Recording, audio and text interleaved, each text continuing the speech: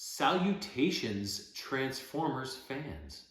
Now, I'm doing a midweek unboxing because I wasn't able to get around to it on Sunday. That whole weekend got away on me. James had some volunteer work at his ball hockey rink. Then we had to do some running around to pick up various items we needed to get. And then WWE Crown Jewel was on Saturday at 1 o'clock. So my whole day was spoken for on Saturday. And then Sunday, it being a very nice weekend, I put up the Christmas lights on the outside of the house because the last couple of years I have waited too long. All the good weekends pass, and then I'm up on a ladder in the middle of the cold, rainy, windiest day on record so far of that season, cursing my life and cursing Christmas and wishing I was dead, basically. So I was like, I'm gonna do this on a good weekend and enjoy it as much as you possibly can enjoy putting up lights. So they're done. So Sunday I wasn't able to get around to doing my unboxing video. So I thought I would do a midweek one this week and then try and get to another one on Sunday. So we still have our weekly average going for the time being at least. So now this one's a little different because I don't have the actual box for this character. He was very hard to find. There was a couple of different options in terms of the company that made him, but they were all pre-owned options and they were all a little more pricey than I wanted. So I went with the lowest priced option from a company that I trusted to do a good job on the toy. So I think I got the best value for, kind of what options were available out there for this character. So without further ado, let me introduce to you the Autobot Blur.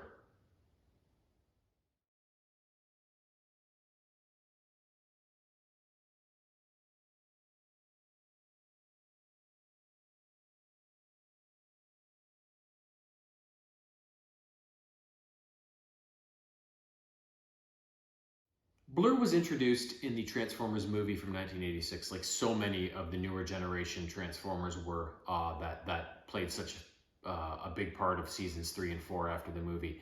And his name is Blur because he is a blur.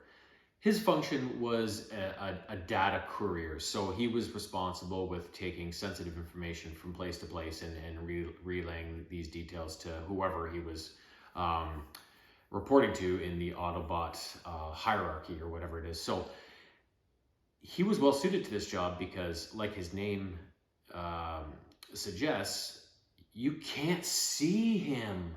He is fast as hell. In his vehicle mode, he's basically uncatchable. And also when he's in his robot mode, when he's talking, he's like motor mouth, and you'll see that in the clip I have queued up here in a couple minutes. So everything about him is fast. He thinks fast, he talks fast, he drives fast. Everything about him is quick, thus the name Blur. Now, his alt mode is like, the thing I didn't like about the characters that were introduced in the movie is that they were all kind of meant to be, I don't know, futuristic or something. And so their alt modes were like these weird looking vehicles that were like, is that a car? Is that a ship? Is that a boat? Like, I don't get what it is. So his robot mode's great, but like with Cup and with RC, the alternate modes were just a little too futuristic for me.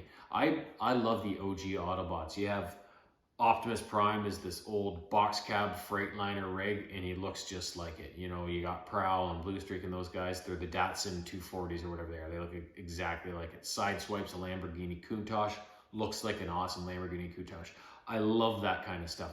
The more futuristic kind of, we'll just make something up kind of thing, I don't like that near as much. But still some cool characters. I still want to add a lot or most of these guys to my collection, but I don't have as much love for them as I do, all the Autobots and Decepticons that came in seasons 1 and 2 before the movie came along. So that being said, some of the movie introductions like Ultra Magnus, fantastic. So there are some bright sides to it as well. So now let's have a look at Blur's G1 toy.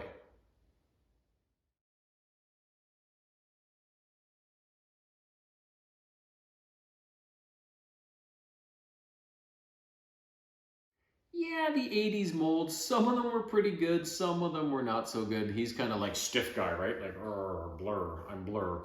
Um, Not a big fan of Blur's G1 toy. I never had it. I didn't really want it. So obviously this puts that to absolute shame. So now in terms of Blur's, getting a glimpse of Blur, I have queued up a video clip from not the movie, and then not a bunch of episodes right after the movie. There's a 5-part series called The Five Phases of Darkness that came in at the start of season 3 after the movie. And I've taken some clips from those episodes for some other characters. And this is not from that episode. This is a handful of episodes into season 3, once Blur has been, firmly established as a member of the Autobots. They're on some sort of mission to check out a disturbance on the planet, not Char, Goo or something like that. And Blur and his comrades bite off a little more than they can chew. And you can see in this clip a lot of the characters that I've already unboxed and gone over, and quite a few of them were from the same era as Blur. They were introduced in the movie and into the what word am I looking here? The following seasons. That's not the word I wanted. It was something different, but something a little more. Now I can't think of a word for what I'm trying to describe here. Sophisticated, let's say. Like Wheelie is in this clip, Cup is in this clip, both movie editions. Grimlock is in the clip, but he's old school, and then a couple of other people as well. So without further ado, I'm gonna let you see Blur in action. Here we go. Been a calamity on Goo. What does mean, calamity? Somebody busted up an Earth Defense Command station. You good Autobot security officer, Cop. You find out who did it. I hope so, Grimlock. This could be just the kind of galaxy-busting case I've been wanting to sink my senses into.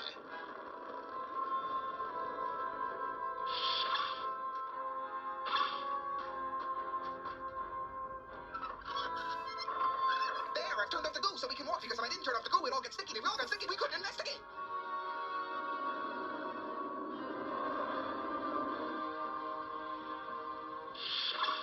Everybody out. Another perfect flight completed by yours truly, Skylinks. Flawless, right down to the landing, naturally. Trouble-free engine not guaranteed. Me, Grimlock, no understand. What you mean? He's saying that lots of busted stuff has been showing up on Goo. First an old shuttle, and now that Earth Defense Command station. He doesn't know what tore all the holes in it. It's a good thing I turned off the goo. I would get all gooey, and if we got all gooey, then we'd have to get clean. And once we get clean... Shh! Keep it down, Blur. You're jamming the audio frequency parameters. But what are you doing, Cop? I don't get it. Unless you tell me what you're doing, I'm trying to figure out what tore up this command station. It took something mighty powerful. Well, of all the piston-plowing, software-slumping things I ever seen, the EIM ratio, this baby's going crazy. Your Neo machine is really keen, but you must explain just what you mean. EIM, electro-interference magnitude. This station made of strongest metal in galaxy. What could tear it up? Death crystals. I don't like the look of this at all. You cop, tell what you find out. Me, Grimlock, tired of waiting. Sorry, Grimlock, I can't tell you anymore. Secret keepers always weepers. Tell a friend or heads will bend. I always hoped I'd never be alive to see this day. What wrong this day?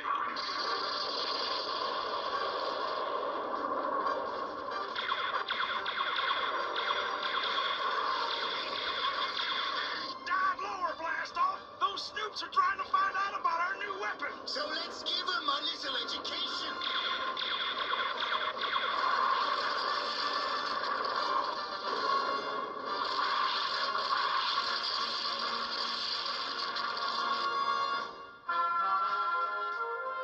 The Transformers will return after these messages.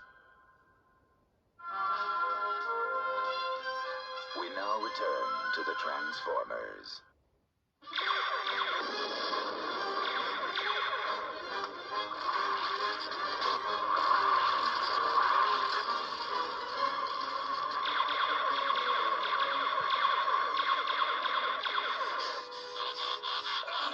It appears I'll have to save you as usual.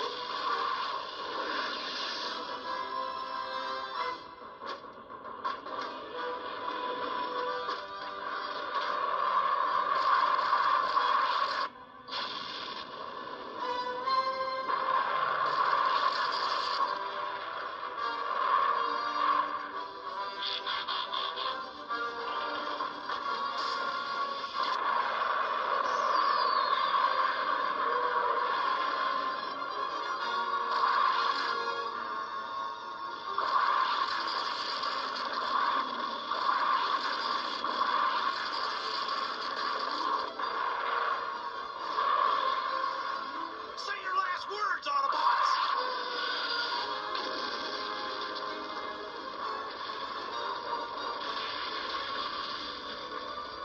Me Grimlock wonder how them blow up Comet. Those death crystals pack a comet-busting wallop. I haven't seen any of these for 100,000 years. So there you get to see Blur in action with all of his comrades, you know, a little bit of talking, investigating, and then also a little bit of action when they were attacked by, I can't remember if that's Runamuck or Runabout, who was riding Blast off there, but they were attacked by the Decepticons and had to defend themselves. Now, Blur, he's kind of funny because he's kind of, I don't want to, flighty, you know, a little kind of out there with the way he talks and the way he thinks, and he can be a bit cowardly and stuff like that. But when push comes to shove, he's actually quite a capable warrior and can pitch in when the shit starts to fly, right? As you saw there, he was blasting away at those Decepticons and had no problems getting into the fray when he was called upon to do so. So yeah, so that is Blur in a nutshell. Now, I'm not going to do the unboxing segment of this character that I normally do in these videos because I've got no box to take him out of and reveal him. So here's Blur, what he came with. This guy, he's in good shape, and the guy had all the stuff that he came with. So we have the instructions, of course, his character card. He comes with this little guy. I don't know who this guy is and what he's supposed to do, but he comes with a guy. And also, oh, excuse me, some little orb. I don't think that's Metroplex's transforming cog. That looks a little different. This must have been from something else. I can't remember. But probably something he had to do with in some sort of episode. And then also his blaster that you saw him pounding away at the Decepticons with in that video clip. So he comes with all the good stuff, but he's obviously the best part. Let's flip over to time-lapse mode. We'll get him into his vehicle mode, hopefully. And yeah, and then we'll wrap everything up.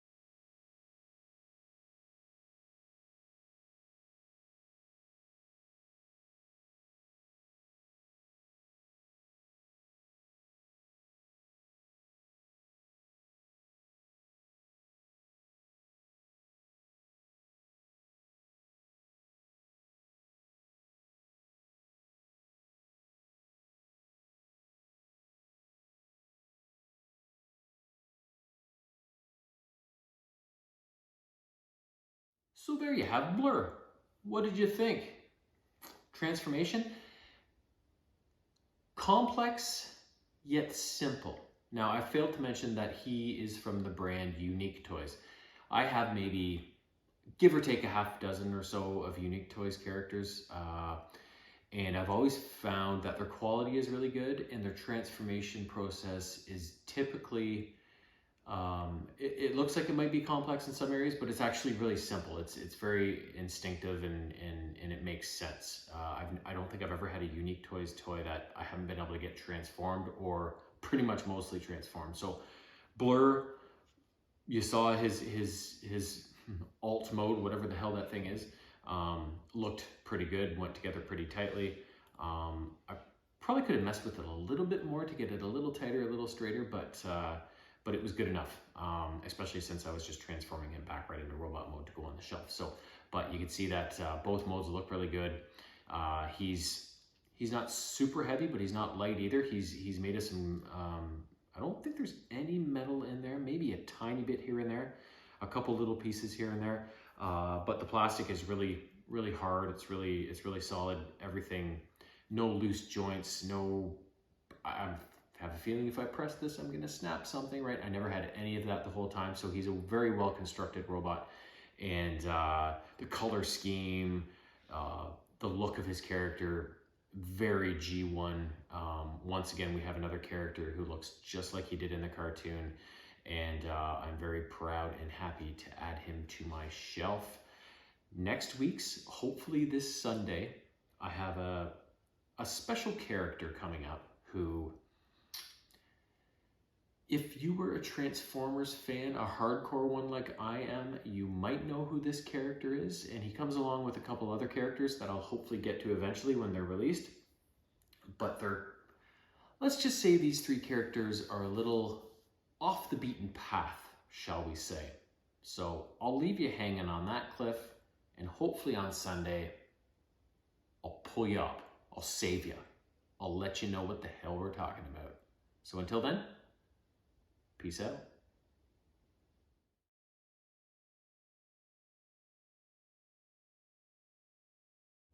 Meow.